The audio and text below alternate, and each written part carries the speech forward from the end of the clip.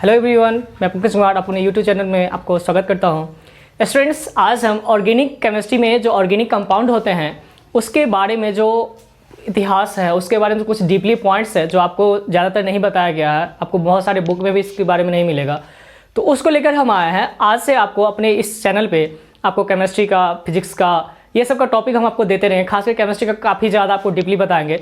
चलिए देखते हैं इसमें क्या है कि कार्बनिक यौगिक का नामांकन का इतिहास। आप ध्यान रखिएगा इस चीज़ को कि आपको इस बारे में लगभग में बहुत कम जानकारी मिलेगा, इसलिए इसको आप अच्छे से समझिएगा और याद रखिएगा पॉइंट वाइज, ये आपको डीपली नॉलेज के लिए बहुत ही ज़्यादा मदद मिलेगा। देखिए क्या है कि कार्बनिक यौगिक का जो नामांकन होगा, जो उसका नोमेनक्लेचर होता है, उसके इतिहास के बारे में बताना चाहते हैं। देखिए जो नामाकरण होता है वो मात्र दो सिस्टम में होता है। एक होता है जनरल सिस्टम यानी कि साधारण प्रणाली, एक दूसरा होता है आईयूपीएसी प्रणाली। क्या है आईयूपीएसी प्रणाली?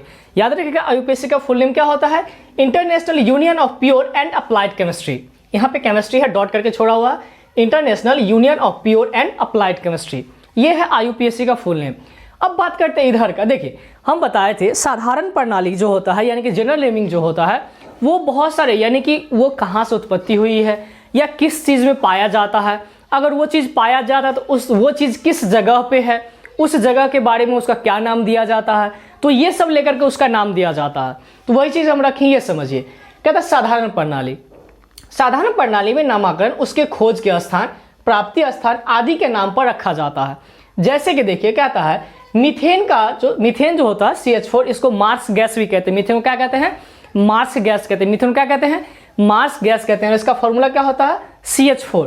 CH4 को का मीथेन नाम मिथाइल अल्कोहल से लिया गया। मिथाइल अल्कोहल यानी कि CH3OH। मिथाइल अल्कोहल क्या होता है? CH3OH।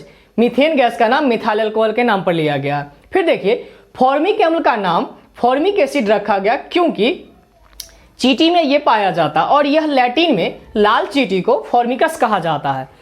जो चींटी में लाल चींटी होता है उसमें जो एसिड होता है उसमें फॉर्मिक एसिड यानी कि फॉर्मिक एसिड होता है। उसमें लाल चींटी जो होता है उसमें क्या होता है? फॉर्मिक एसिड होता है और उसको वो क्या बोलते हैं, लैटिन में फॉर्मिकस कहा जाता है। देख रहे हैं फॉर्मिक HCOOH का नाम फॉर्मिक एसिड रखा गया क्योंकि लाल चींटी में ये पाया जाता है।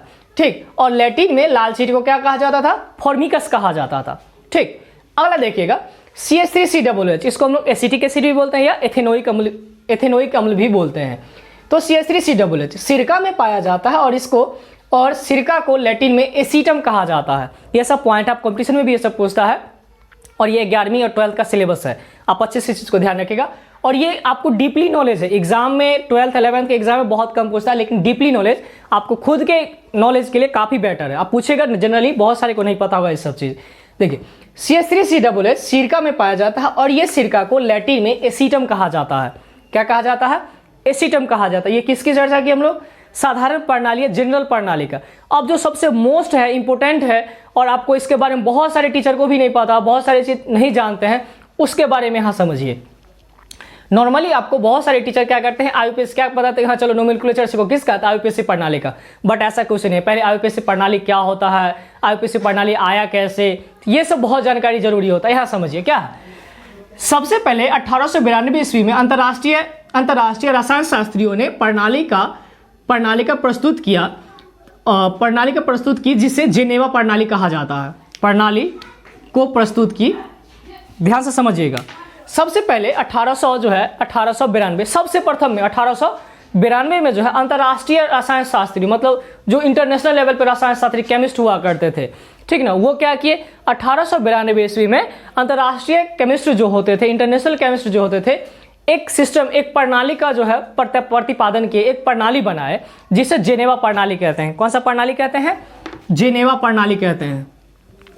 उन्होंने एक प्रणाली बनाया, एक सिस्टम बनाया जिसे कहते हैं जेनेवा प्रणाली कहते हैं। फिर बाद में 1931 ईस्वी में रसायन शास्त्रियों के अंतर्राष्ट्रीय संगठन यूनियन ने इसका संशोधन करके इसको IUC रखा। ध्यान से समझिएगा। सबसे पहले 1892 ईस्वी में कौन सा प्रणाली अपनाया गया? जेनेवा प्रणाली। फिर 1831 ईस्वी में जेनेवा प्रणाली को बदल करके क्या रखा गया? IUC प्रणाली। IUC प्रणाली, ध्यान रखिए, क्या बोले कब में? 1931 में। कौन सा प्रणाली?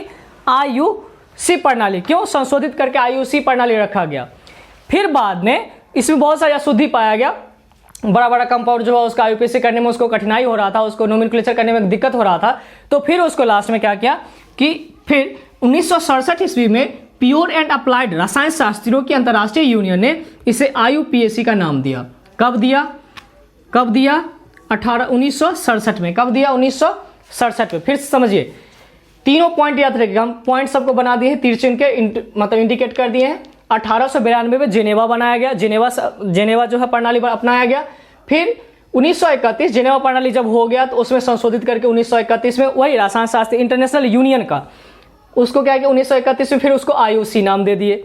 फिर जो है उसमें कुछ अशुद्धियां पाने लगे, तो क्या हुआ कि उस टाइम के जो मतलब हायर लेवल के केमिस्ट हुआ करते थे, जो प्योर यानी कि शुद्धता रूप में काम करते थे, वो सब क्या किए, वो सब मिलकर के प्योर एंड अप्लाइड रसायन शास्त्रियों की जो है अंतर्राष्ट्रीय यूनियन ने इसे आईयूपीएसी प्रणाली का नामांकन दिया।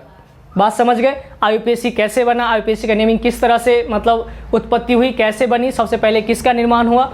आपको देखिए ये चीज़ आपको बहुत सारे टीचर नहीं बताएंगे, क्योंकि उनको पूछेगा तो सीधे कहेंगे दो होता, प्रणाली साधारण प्रणाली होता, आईयूपीएसी प्रणाली होता, बट ऐसा कुछ नहीं है। सबसे पहले जिनेवा प्रणाली बना, उसके बाद आईयूसी प्रणाली बना, और लास्ट में जो है आईयूपीएसी प्रणाली शुद्ध करके बनाया गया।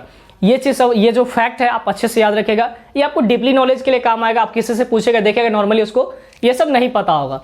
स्टूडेंट्स, अब जो है आपको इस चैनल पे आईयूपीएसी प्रणाली में कैसे नोमेनक्लेचर करते हैं एकदम स्टेप बाय स्टेप जीरो से आपको बताया जाएगा।